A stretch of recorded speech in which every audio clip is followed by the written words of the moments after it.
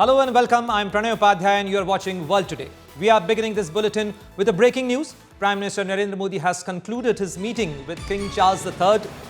With this meeting and signing off historic India-UK FTA deal, Prime Minister Narendra Modi will embark on his state visit to Maldives, where he will be the guest of honor for the 60th Independence Day of Maldives. You can see the visuals. Prime Minister Narendra Modi had a call-on meeting with King Charles III, the British monarch, and during this meeting, Prime Minister Narendra Modi also presented a special gift for the king. Prime Minister Narendra Modi gave him a sapling of handkerchief tree or the Sanoma dove tree as mark of Ek Ped Maa Ke Naam.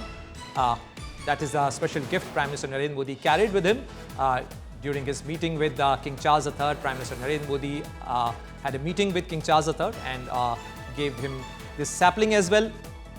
King Charles III is an India-philic. He loves India. He has been to India, and Prime Minister Narendra Modi made sure that he pays a courtesy call to King Charles III before concluding his UK visit, which is a very historic visit.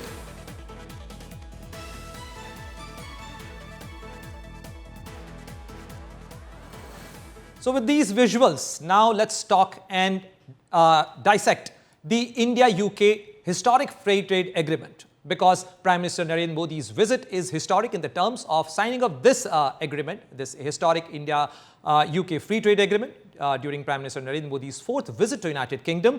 This deal gives 99% of Indian exports exemptions from duty, aiming doubling the bilateral trade by $120 billion till say about 2030. That is the ambitious target set during this FTA agreement.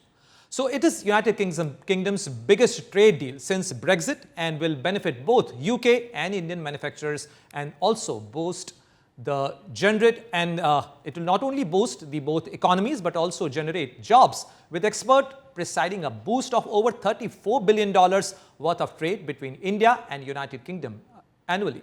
Prime Minister Narendra Modi also emphatically took up the issue of economic fugitives hiding in the United Kingdom, and also the issue of terrorists and separatists like the Khalistanis exploiting the democratic processes and freedoms available in UK. Lavina Tandon reports more. India and UK ink the landmark free trade agreement in London, a deal that will transform the economies of both the countries. आज हमारे संबंधों में एक ऐतिहासिक दिवस है. It is a deal that will bring huge benefits to both of our countries. The FTA with India is the UK's most significant bilateral deal since Brexit. The deal signed on Thursday will benefit 99% of Indian exports by removing tariffs. Officials estimate it could boost bilateral trade by over $34 billion annually. इस समझौते के साथ ही double contribution convention पर भी सहमति बनी है. इससे दोनों के सर्विस सेक्टर, विशेषकर टेक्नोलॉजी और फाइनेंस के उसको एक नई ऊर्जा मिलेगी. ईज ऑफ डूइंग बिजनेस को गति मिलेगी. कॉस्ट ऑफ डूइंग बिजनेस घटेगा और कॉन्फिडेंस ऑफ डूइंग बिजनेस बढ़ेगा. Boosting wages, raising living standards, and putting more money in the pockets of working people. It is good for jobs, it is good for business, cutting tariffs and making trade cheaper, quicker and easier. The key features include zero duty market access to Indian exporters in textiles and garments. It will help in dismantling export duty disadvantages, boost competitiveness, aid growth in garments and handicraft sectors, and help close the gap with exports from China and Bangladesh. Prime Minister Modi also raised the extradition of alleged scamsters who have taken refuge in the UK. Economic offenders के प्रत्यार्पण के विषय पर भी हमारी agency सहयोग और समन्वय से काम करती रहेगी. India called for the action against Khalistani extremists. Those who misuse democratic freedoms to undermine democracy itself must be held account. Prime Minister Modi also reiterated India's fight against terror. हम एक मत हैं कि आतंकवाद के खिलाफ लड़ाई में दोहरे मापदंडों का कोई स्थान नहीं है. Both leaders unveiled the UK-India Vision 2035 to deepen cooperation in a rapidly evolving global landscape. But back home, the Congress hit out, saying India doesn't just need free trade, but the return of economic fugitives like Vijay Mallya, Nirav Modi and Lalit Modi.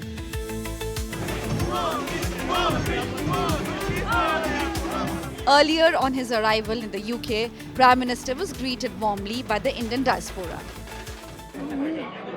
मुझे देखना था, मोदी जी को देख लिया, छू भी लिया, इससे ज्यादा कुछ नहीं था. The trade deal between India and UK is expected to increase bilateral trade to $120 billion by 2030. Bureau Report, India Today. And now to discuss further in great details the India-UK FTA deal, I am being joined by Lord Rami Ranger, who's the member of House of Lords in UK. Welcome to World Today, Lord Ranger. And my first question to you would be, given your long-standing advocacy for the stronger UK-India ties, do you believe this FTA signed today will adequately reflect India's economic interests, or the British priorities are still disproportionately shaping the framework? You know, this FTA has a very big deal. It's a big deal for both the countries because India is a number 4 and Britain is number 5 economies of the world. Given the size of India's market, it's a huge. British economy is not growing as fast as that of India. So by plugging into India's growth, Britain can pull itself out of the sluggish growth it is experiencing now. Besides, when you are no longer member of the European community, you need more trading partners, and there is no better partner than India, sharing same value, secular democracy, rule of law at the heart of governance. So both countries have same values, and they aspire for the same thing, empowering their citizens. They are not country like China, which control people. So there is a close relationship with each other going back 200 years. English is a official language in India. So there's a pool of high caliber workforce in India, which is already running blue chip company in the world. And British industry will be able to recruit those people at a fraction of the cost. And if the production was to move to India, then it'll be even more win-win situation. Lord Ranger, we know that this negotiation lasted for about 4 years, and this FTA negotiations have received the bipartisan support in UK. But the parliamentary approval is still pending. How soon can we expect this parliamentary approval? Well, it is a very big need of the hour. We need to grow our economy in the United Kingdom. The interest of the United Kingdom comes first, political interests are later. So therefore, you know, in politics, there are no friends, there are strategic interests. So India offers them world security. India is a member of Quad already, which is a very big deal. India is a member of Commonwealth, is another big deal. And on top of that, India offers opportunities as no other country. I mean, this trade FTA is a mother of all trade. FTA, because it's not between small country and small country, it's between number 4 and 5. So therefore, it's a huge. Look at the amount of Scotch whiskey will be imported to India. Scotland economy will be quadrupled. So therefore, it's a very big deal, and the product moving from A to B without red tape, without tariffs and duties will give economic strength, and also consumer will benefit a lot. Because, you know, the product prices will come down and the consumer don't have to rely on Chinese cheap product. So therefore, it's a good thing. Yeah, Lord Ranger, can you say with surety that this parliamentary approval can meet the Diwali deadline? Well, I hope by the end of the year. You can send, yes, you can send me Diwali laddu now, and you can have that in the bag. You should feel very proud that a colony which was ruled by a master for 200 years has become equal today.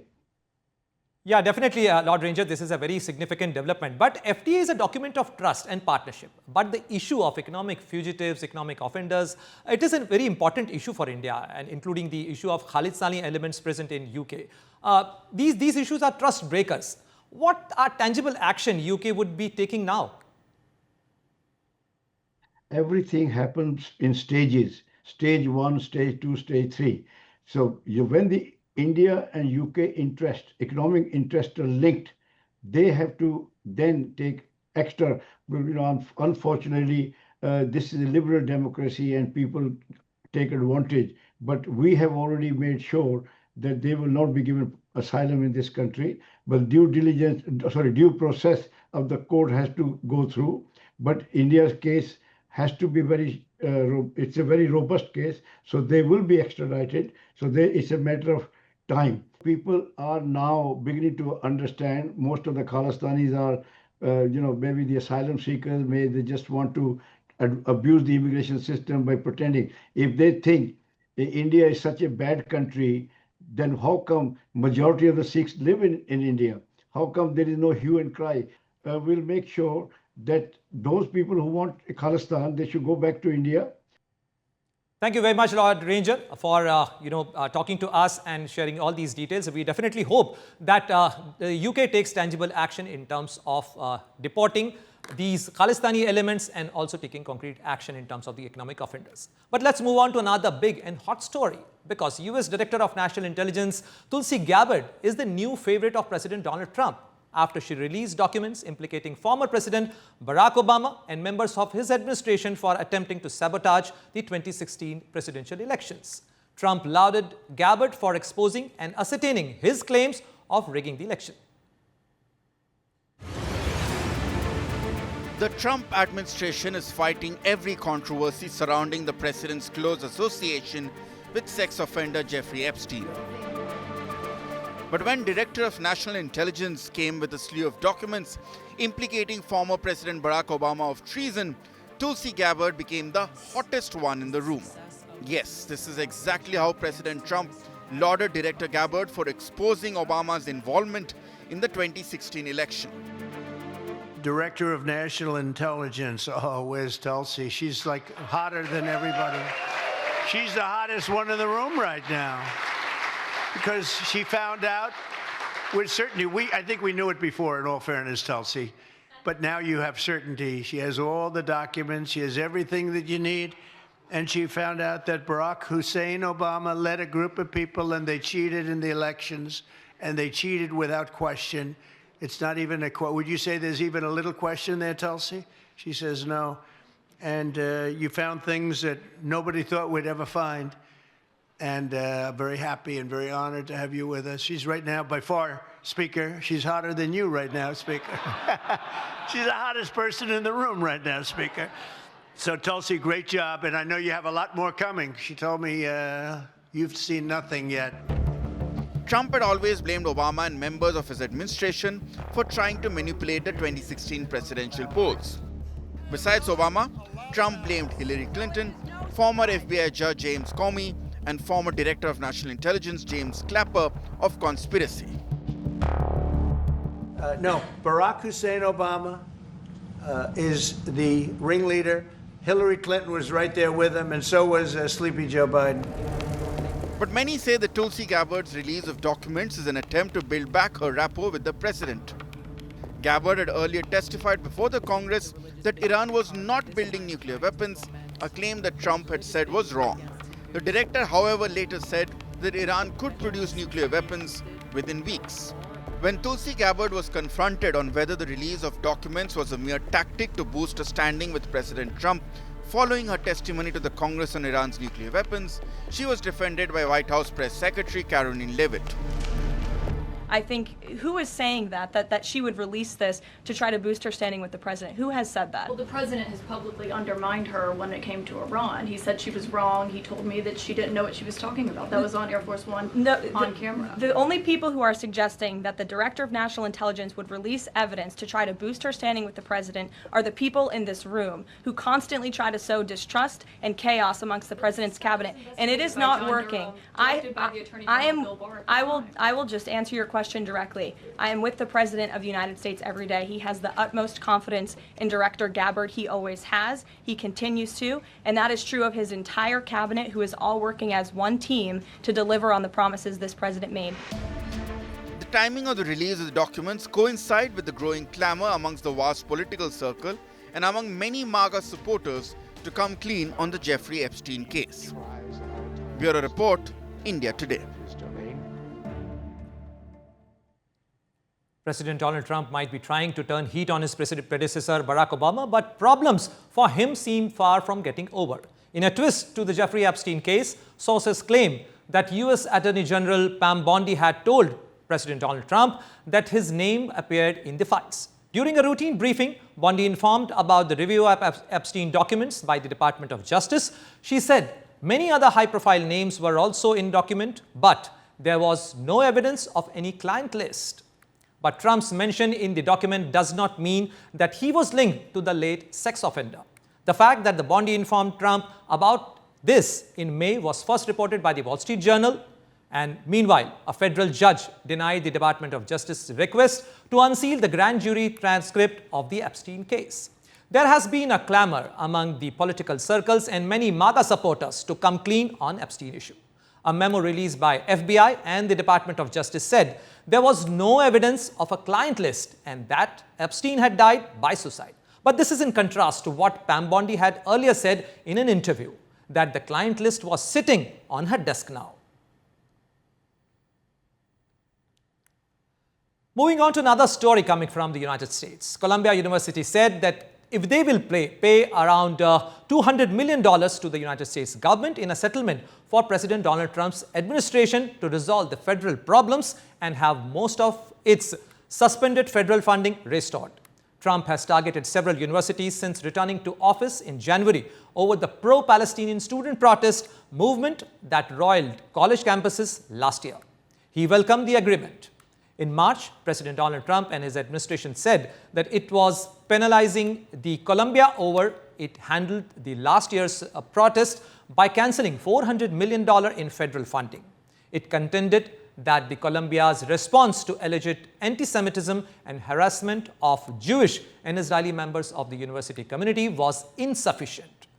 Columbia said it also agreed to settle the investigation brought by the U.S. Equal Employment Opportunity Commission for $21 million and that its deal with the Trump administration has preserved its autonomy and authority over the faculty hiring, admissions, and academic decision-making. Now let's talk about the Gaza issue, because the acute hunger crisis in Gaza has led to death and malnutrition. As Israel pounds Gaza and access to aid becomes difficult. WHO Chief Dr. Tedros said that the crisis is a man-made mass starvation caused by the blockade of aid. Here is a report.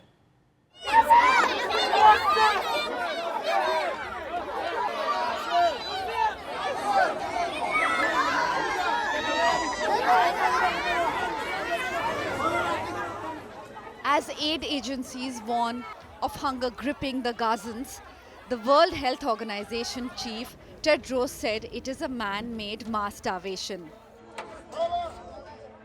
As you know, mass starvation means starvation of a large proportion of a population. And a large proportion of a population of Gaza is starving. I don't know what you would call it other than mass starvation. And it's man-made. And that's very clear. And this is because of blockade. And I have said it in my statement, more than 80 days of blockade straight. And then, of course, there is opening now, but it's not enough. It's just a trickle, and people are starving. Tedros has demanded for the full access to the aid, which includes food, clean water, and medical supplies. Gaza's food stocks have run out since Israel, which is at war with Palestinian militant group Hamas since October 2023, cut off all supplies to the territory in March to lift it later in May. But Israel blames Hamas for this man-made shortage. Today, there is no famine caused by Israel. There is, however, a man-made shortage engineered by Hamas. Now, too often, the full story is not being told. This suffering exists because Hamas has created it. The suffering exists because Hamas has made it so.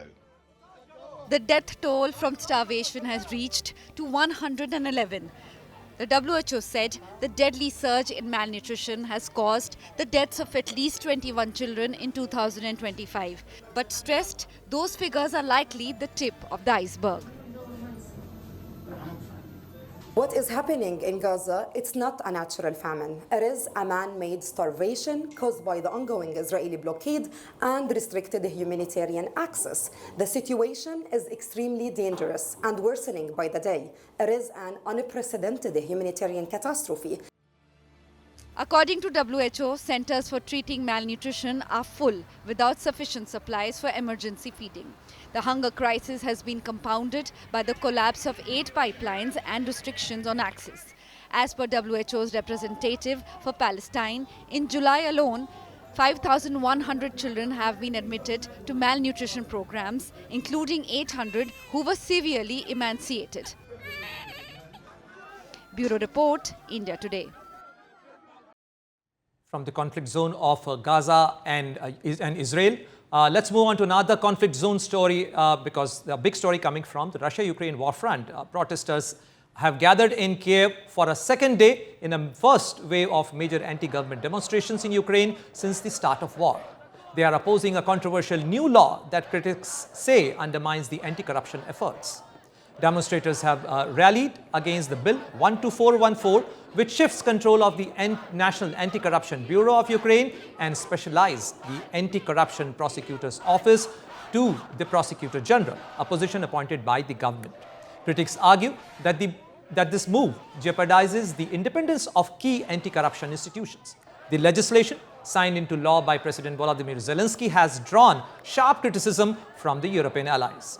In response to the growing backlash, President Zelensky has said that his administration would introduce a new anti-corruption plan soon, though the details remain unclear. Now let's talk about another big story because French President Emmanuel Macron and his wife has filed a lawsuit, defamation suit in a US court against the right-wing influencer and podcaster Candace Owens. Candace Owens, a podcaster in the United States, has criticized the First Lady of France. The Macrons have complained and filed a lawsuit in a Delaware Superior Court saying that the Owens has waged a lie-filled campaign of global humiliation to promote her podcast and expand her frenzied fan base. In her podcast, Owens said that the lawsuit was part of an obvious and a desperate public relations strategy to smear her character. Owens also said that she did not know a lawsuit was coming, though lawyers for both sides had been communicating since January. A spokesperson for Owens called the lawsuit itself an effort to bully her after Brigitte Macron, wife of French President Emmanuel Macron, rejected Owens' repeated request for an interview. In a joint statement released by their lawyers, the Macrons said that they sued after Owens rejected 3 demands that she retract her defamatory statements. In September, Brigitte Macron won a lawsuit in a French court against 2 women, including a self-described medium who contributed spreading rumors about her gender. An appeal court overturned the decision that month, and Brigitte Macron has appealed to France, the highest French court. And that's all that we have in the show today. See you tomorrow. Bye and good night.